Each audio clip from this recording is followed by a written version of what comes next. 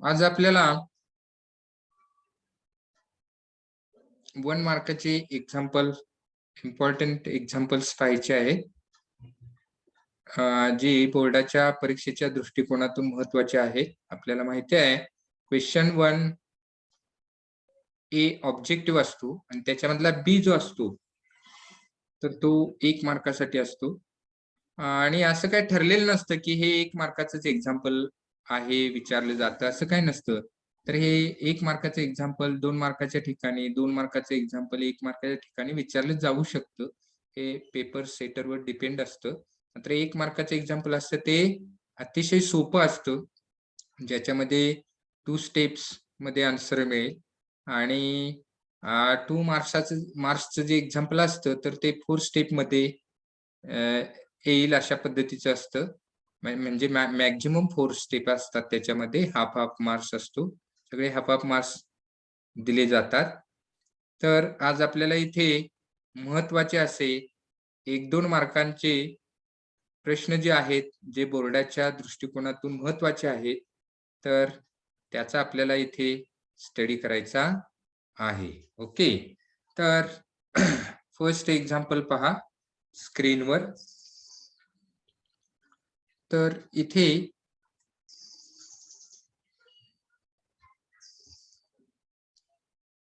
in triangle ABC, angle A is equal to 60 degree, angle C is equal to 30 degree, angle B is equal to 90 degree, and AC is equal to 6 centimeter.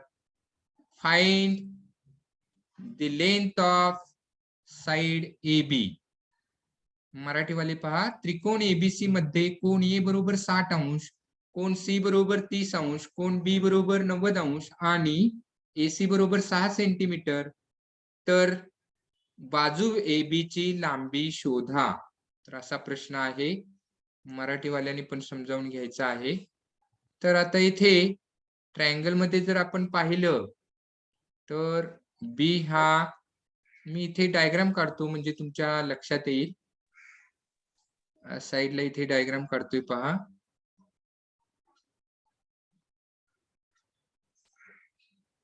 Suppose triangle ABC,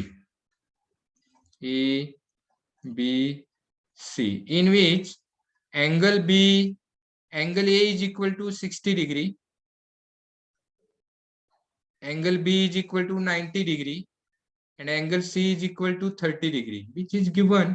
हे आपल्याला already दिलेलं आहे. म्हणजेच हा 30 degree, 60 degree, 90 degree triangle झाला, मापाचा त्रिकोण आहे.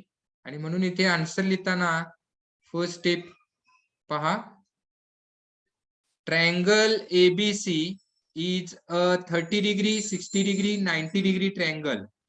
मराठीमध्ये त्रिकोण ABC हा 30 अंश, 60 अंश, 90 अंश मापाचा त्रिकोण आहे. आणि 30 अंश, 60 अंश, 90 अंश मापाच्या त्रिकोणाचा प्रमेय आपल्याला माहिती आहे. तर 30 अंश, 60 अंश, 90 अंश मापाच्या त्रिकोणात 30 अंशाच्या कोनासमोरची भुजा ही कर्णाच्या निम्मी आणि 60 अंशाच्या कोनासमोरची भुजा ही कर्णाच्या वर्गमुळात 3/2 पट असते. बघा, side opposite to 30 degree is half of the hypotenuse and side opposite to 60 degree is √3/2 into hypotenuse. तर आता इथे आपल्याला त्याच्यापैकी इथे एवढाच पार्ट यूज करायचा आहे. the side opposite to 30 degree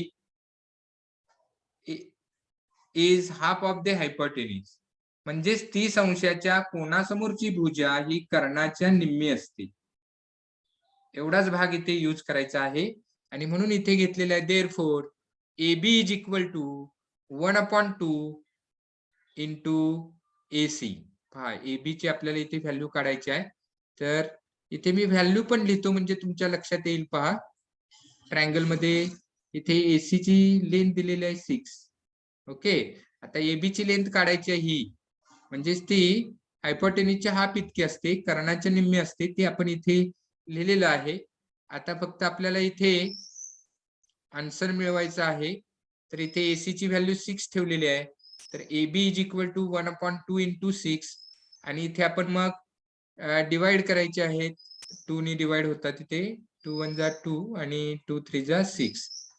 2 3 जा 6 म्हणजे हे 3 येतील इथे. ओके. तर 3 1 जा 3 मिळतील म्हणजे AB इज इक्वल टू 3. आपल्याला इथे फायनल आन्सर मिळालेला आहे AB is equal to 3 centimetre. समजा आपल्याला BC ची व्हॅल्यू काढायला सांगितली, शोधायला सांगितली, तर ती सुद्धा आपल्याला इथे शोधता येईल. हे लक्षात घ्या. Side opposite to 60 degree is equal to √3/2 into hypotenuse होतो. म्हणजेच पहा BC जर शोधायची झाली तर ते पण आपल्याला एक्स्ट्रा माहिती असणं गरजेचं आहे. BC is equal to 1/2 into AC म्हणजेच 1/2 इंटू 6 म्हणजेच इथे सॉरी आपण हे काय घ्यायचं आहे आपल्याला, तर √3/2 इथे घ्यायचे आहे. Just a minute. √3/2 into AC घ्यायचे आहे. √3/2 इंटू AC ची व्हॅल्यू 6 ठेवलेली आहे. इथे 2 ने डिवाइड करा. 2 3 जा 6 त्यामुळे 3√3 येणार. 3√3. ओके. युनिट असेल तर त्याला युनिट सेंटीमीटर असं द्यायचं आहे. ओके. तर इथे ओनली वन साइड हायपोटेन्यूज दिलेला आहे, त्यामुळे आपल्याला हा थेरम माहिती असणं गरजेचं आहे. प्रमेय माहिती असेल तरच आपल्याला इथे आन्सर सोडवता येणार आहे, हे लक्षात घ्या. ओके. तर side opposite to 30 degree is half of the hypotenuse आणि आपल्याला जर BC साइड शोधायची असेल तर side opposite to 60 degree is equal to √3/2 into hypotenuse. हे लक्षात ठेवा. Okay.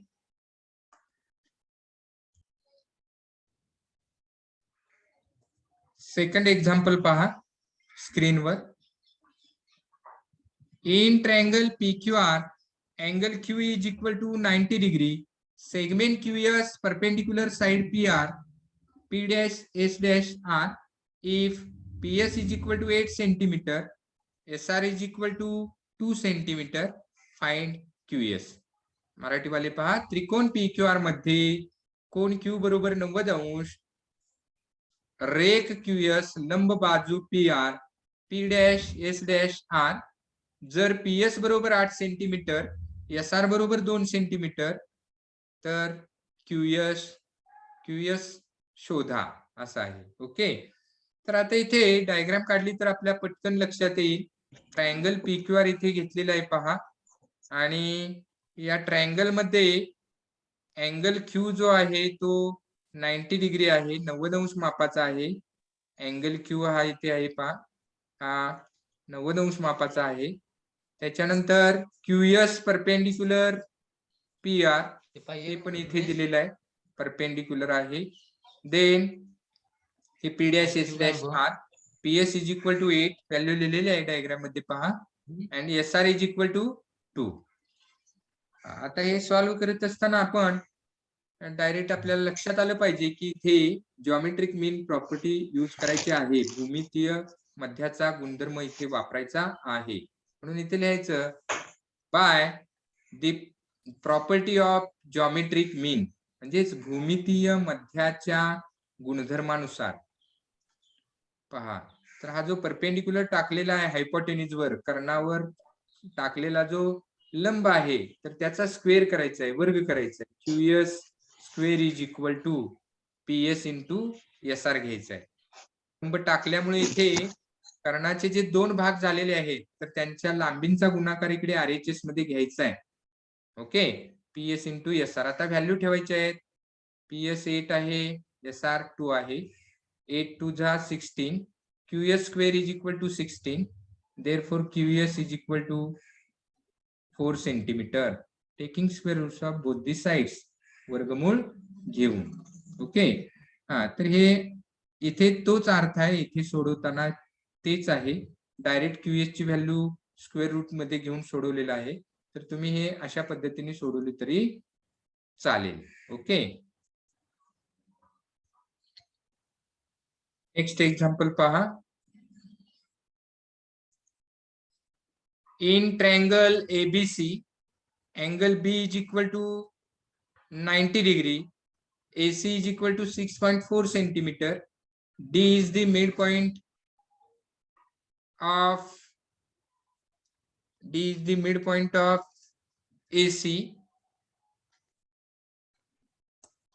Find the length of BD. मराठीवाले पहा. त्रिकोण एबीसी मध्ये कोण बी बरोबर 90 अंश, एसी बरोबर 6.4 सेमी, डी हा बाजू एसी चा मध्यबिंदू आहे, तर बीडी ची लांबी शोधा असा प्रश्न आहे. ओके, तर आता इथे तुमच्या लक्षात येणं गरजेचं आहे हे आपल्याला कसं सोडवायचं आहे. तर इथे जर ऑब्झर्वेशन केलं तर ट्रायंगल एबीसी हा राईट अँगल ट्रायंगल आहे. त्याच्यामध्ये एसी हा कर्ण आहे म्हणजे हायपोटेन्यूज आहे, आणि D is the mid point of AC म्हणजे हायपोटेन्यूज वर काढलेली मीडियन आहे. इथे दाखवतो डायग्राम मध्ये म्हणजे तुमच्या लक्षात येईल. राईट अँगल ट्रायंगल आहे, याला आपण नेम देऊया. समजा हा ABC आहे आणि इथे बी दिलेला आहे 90 डिग्री, आणि इथे D is the mid point of AC. AC चा हा मिड पॉइंट आहे इथे, हे लक्षात घ्या. मिड पॉइंट म्हणजे इकडचा आणि इकडचा सेम आहे. इथे डी पॉइंट आहे म्हणजे AD is equal to DC होतात, डी हा मिड पॉइंट असल्यामुळं. आणि आपण हा जर जोडला, इथे बी आणि डी जॉईन केले, तर हिला आपण मेडियन म्हणतो. ओके, आणि in a right angled triangle the median on the hypotenuse is half of the hypotenuse. म्हणजेच काटकोन त्रिकोणात कर्णावर काढलेल्या मध्यगेची लांबी ही कर्णाच्या निम्मी असते. या प्रॉपर्टीचा इथे यूज करायचा आहे. पहा answer. In a right angled triangle the median on the hypotenuse is half of the hypotenuse. म्हणजेच काटकोन त्रिकोणात कर्णावर काढलेल्या मध्यगेची लांबी ही कर्णाच्या निम्मी असते. तर ही प्रॉपर्टी आपल्याला माहिती असणं गरजेचं आहे. तर या मेडियनची लेंथ जी आहे ती या हायपोटेन्यूजच्या हाफ इतकी असते. Therefore BD is equal to 1/2 into AC. पहा, या बीडी ची लेंथ या एसी च्या हाफ इतकी आहे. Is equal to 1/2 into AC ची व्हॅल्यू इथे ठेवलेली आहे 6.4 सेंटीमीटर, आणि आपण इथे डिवाइड करायचं आहे. 2 नी 6.4 ला डिवाइड केलं तर 6.4 चे हाफ 3.2 म्हणजे BD is equal to 3.2 centimetre मिळतात. तर इथे आपल्याला आन्सर मिळालेला आहे BD is equal to 3.2 centimetre. Okay, next example number 4. पहा स्क्रीनवर. In the figure triangle ABC similar triangle EDC. ABC पहा या डायग्राम मध्ये ट्रायंगल लेफ्ट हँड साइडला आहे आणि ईडीसी पहा हा राईट हँड साइडला आहे. AC is equal to 15, BC is equal to 10, C is equal to 12. Find X. मराठीवाले पहा. आकृतीमध्ये त्रिकोण एबीसी समरूप त्रिकोण ईडीसी. AC बरोबर 15, BC बरोबर 10, CE बरोबर 12. तर X ची किंमत आपल्याला शोधायची आहे. आकृतीमध्ये हे जे मेजरमेंट्स दिलेले आहेत तर ती लिहिलेली आहेत तिथे. आता आन्सर पहा. दोन्ही ट्रायंगल सिमिलर आहेत, समरूप आहेत, आणि त्याच्यामुळे इथे आन्सर लिहिताना स्टार्टिंगला triangle ABC similar triangle EDC, आणि 2 ट्रायंगल सिमिलर असतील तर त्यांच्या करस्पॉन्डिंग साइड्स प्रपोर्शन मध्ये असतात. म्हणजेच इथे AB इथे पहा AB upon ED is equal to BC upon DC is equal to AC upon EC असं घेऊ शकतो. त्याच्यातलं आपल्याला जे हवं आहे तेवढाच रेशो म्हणजे साइड्स प्रपोर्शन मध्ये घेतल्या तरी चालतात. इथे काय केलेलं आहे पहा, तर AC upon EC and then BC upon CD किंवा DC. तर हे रेशो आपल्याला आवश्यक आहेत ते इथे घेतलेले आहेत. नेक्स्ट पहा, त्याच्यामुळे इथे AC upon EC is equal to BC upon CD जे आवश्यक आहेत तेच घेतले. म्हणजे इथे साइड दिलेले आहेत आणि जी शोधायची आहे त्याच्याशी संबंधित असणारे हे रेशो घेतलेले आहेत. पुढे रिझन लिहिलेलं आहे CSST corresponding sides of similar triangles. म्हणजेच इथे समरूप त्रिकोणांच्या संगत बाजू प्रमाणात असतात म्हणून आपण या इथे घेतलेल्या आहेत. आता इथे व्हॅल्यू ठेवायची आहे. तर AC ची व्हॅल्यू आहे 15, EC ची व्हॅल्यू आहे 12, E is equal to BC is equal to 10 and CD is equal to X आहे. ती व्हॅल्यू ठेवली त्यामुळे इथे 15 upon 12 is equal to 10 upon X मिळाले. तर क्रॉस मल्टिप्लिकेशन इथे घ्यायचे आहे. इथे पहा, हे क्रॉस मल्टिप्लिकेशन आपल्याला इथे घ्यायचे आहेत. म्हणजेच असं घ्यायचं आहे. घेतल्यानंतर आपल्याला काय मिळेल, तर हे 15 इंटू X इथे फार तर मी